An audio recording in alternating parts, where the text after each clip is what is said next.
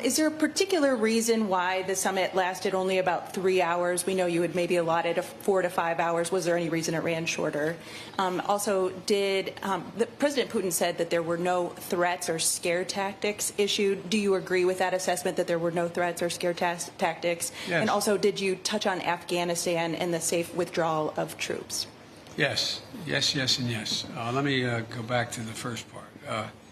The reason it didn't go longer is when the last time two heads of state have spent over 2 hours in direct conversation across the table, going into excruciating detail.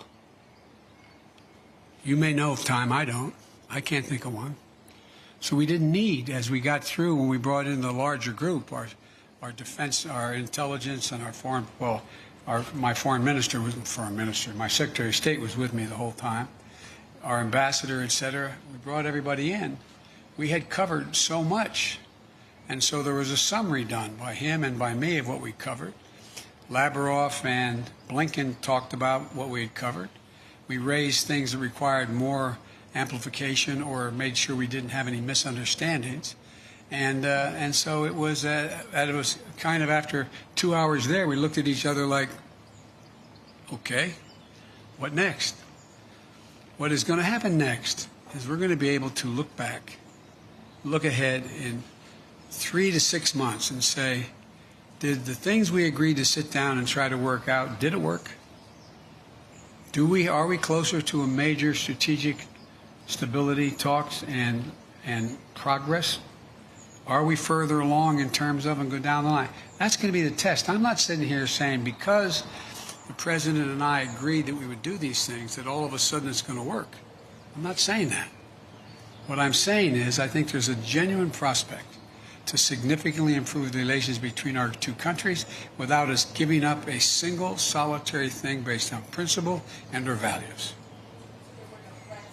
No, there were no threats. There were, as a matter of fact, I heard he quoted my mom and quoted other people today. It was very, as we say, which will shock you coming from me, somewhat colloquial. And we talked about basic fundamental things. And you know how I am. I explain things based on personal basis. What happens if, for example? And so there were no threats, just as simple assertions made, and no, well, if you do that, then we'll do this, with anything I said. It was just letting him know where I stood, what I thought we could accomplish together, and what, in fact, if there were violations of American sovereignty, what we would do.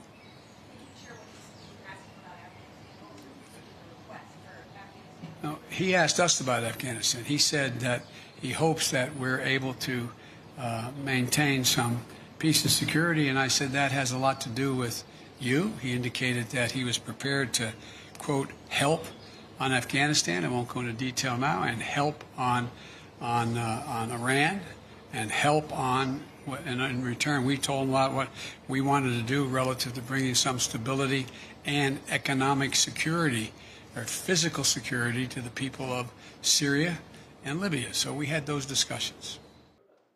Shepard Smith here. Thanks for watching CNBC on YouTube.